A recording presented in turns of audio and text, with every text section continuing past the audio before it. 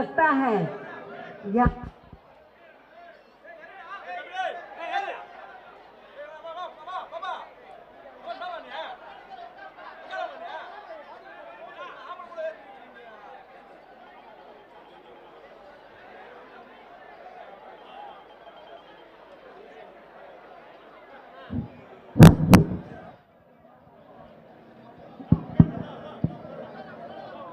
जिस तरीके से हमारे स्टेट के प्रेसिडेंट की हत्या की गई है उनके घर के बाहर, तो उससे ऐसा लगता है कि आपके तमिलनाडु स्टेट में कानून व्यवस्था नाम की कोई चीज नहीं है।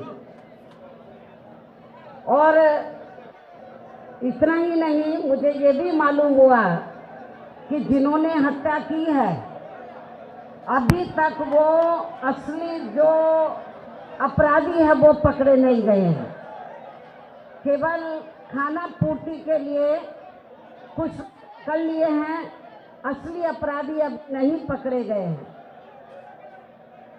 स्टेट गवर्नमेंट को बहुत गंभीर होना चाहिए, क्योंकि ये हमारे स्टेट के प्रेसिडेंट का मामला नहीं है अकेले, पूरे तमिलनाडु स्टेट में जो वीकर सेक्शन के लोग हैं, दलित वर्ग के लोग हैं, वो बहुत भयभीत है, डरे हुए हैं कि जब बीएसपी के स्टेट के प्रेसिडेंट के साथ ऐसा हो सकता है तो हमारे साथ क्यों नहीं हो सकता है। ये बड़े गंभीरता से सोचने की बात है। इसलिए मेरा यहाँ की जो स्टेट गवर्नमेंट है तो उनसे ये कहना है, यहाँ के मुख्यमंत्री से खास तौर से, कि उनको लॉ एंड ऑर्डर की तरफ ध्यान देना चाहिए और जो वीकर सेक्शन के लोग हैं, दलित वर्ग के लोग हैं, उनके सुरक्षा का ध्यान रखना बहुत ज़रूरी है। और जिस तरीके से शाम के वक्त आकर इनकी हत्या की गई, तो मुझे तो ऐसा लगता है कि ये अब तक यदि सरकार गंभीर होती तो जो असली अपराधी अब तक पकड़े जाते, लेकिन असली अपराधी अभी तक नहीं पकड़े हैं। इसलिए हम स्टेट गवर्नमेंट से ये चाहेंगे कि आप हमारे जो स्टेट के प्रेसिडेंट रहे हैं अब वो नहीं हमारे बीच में रहे, तो आप न्याय नहीं देना चाहते हैं तो हम चाहेंगे कि ये मामला सीबीआई को रेफर किया जाए, ताकि जो असली अपराधी हैं तो उनका असली चेहरा सामने आ जाए, ये मालूम पड़ जाए कि इसके पीछे हाथ किसका है।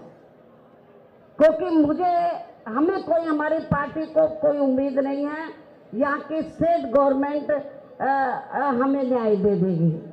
इसलिए स्टेट गवर्नमेंट ये चाहती है कि हमारे आदमी को न्याय मिले, दलितों को न्याय मिले, तो और उनका हाथ नहीं है स्टेट गवर्नमेंट का, वो कहते हैं कि हमारा हाथ नहीं है, तो फिर आपको ये मामला सीबीआई को तुरंत रेफर करना चाहिए। और यदि स्टेट गवर्नमेंट रेफर नहीं करती है सीबीआई को, तो समझ लो इसमें स्टेट गवर्नमेंट का भी कहीं ना कहीं हाथ जरूर है।